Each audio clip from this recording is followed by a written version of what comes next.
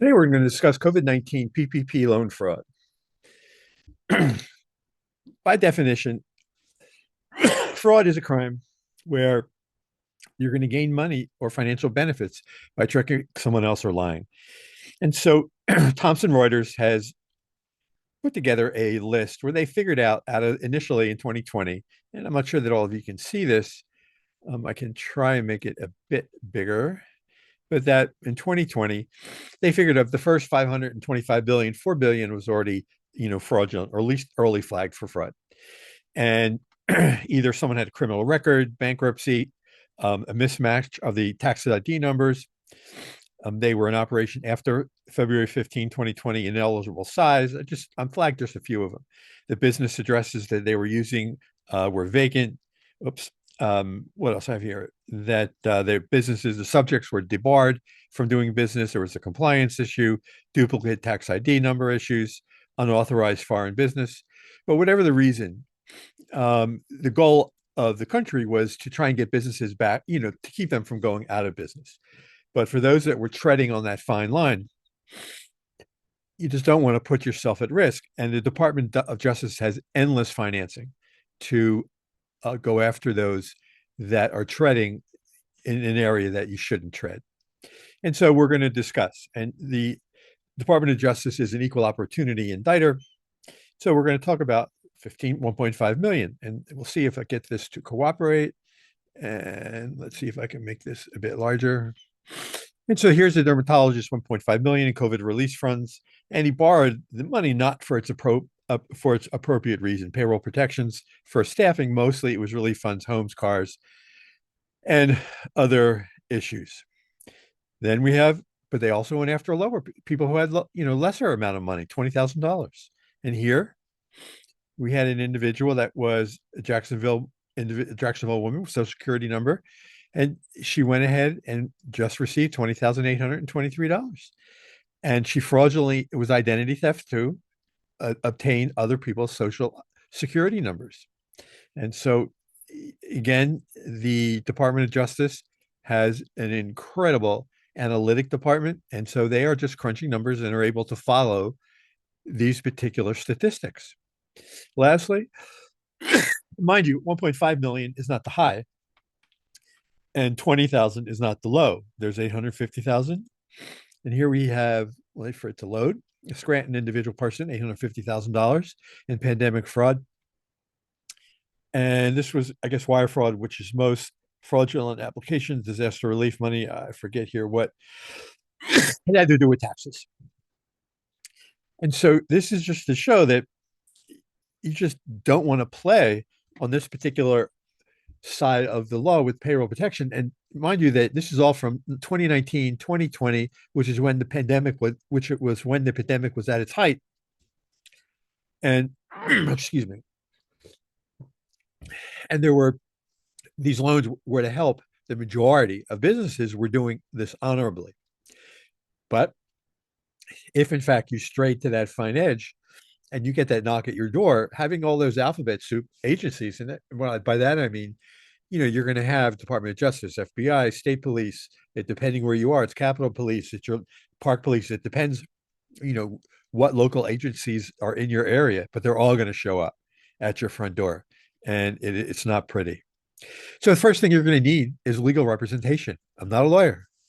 I too had a felony conviction. I'm grateful to have the support of colleagues around the country, and I was able to get my medical license back several years later. And but this is not a death sentence. This is not your life is not over, but you need legal representation. What I do is our preparation goes beyond the legal. Attorneys know the law, and they're going to help you. If you decide to go to trial, please don't aggravate the judge, because only 2% are acquitted of their crimes. 98%, 95% for sure, but 98 up to 98% wind up, unfortunately, having to do some sort of time in prison or get some sort of sentence.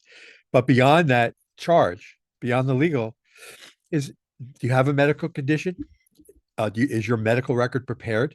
In other words, before you have a long list of things that are going to need documents that you're going to need to prepare before you get to your pre-sentence interview with your probation officer. This person is the most important person you're going to meet. Much more important not really, but very equally important to the judge, because this probation officer is going to make a recommendation to your judge for your sentence and where you're going to go. And so if you have a medical record that if you have a thick medical record file and you have medical conditions and it's not prepared in advance to give to your probation officer to be included in your pre-sentence report, then you may have a tough time. Are you taking prescriptions? Are they going to be available and are verified as if they're on the BOP formulary? Every insurance company has a formulary. Formularies to drugs that they have available. The Bureau of Prisons has a generic formulary. But if your medication is on their generic formulary as non-formulary, you're not going to get it. So don't be fooled.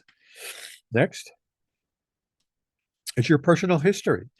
The judge is going to want to know your plan to not come back to their courtroom. I mean, this is like not going to be the first time that you're going to confront this type of conversation. And so your personal history, plans for after release, your allocution, is all of this information prepared and ready before you get to your pre-sentence interview with your probation officer? Because your probation officer may not ask you, but they're going to be interested, if all this information they'll be sufficiently pleased if you have all this ready for them. Your judge is not going to ask you for it or will ask you for it, but will notice if it's not available because they're going to want to know.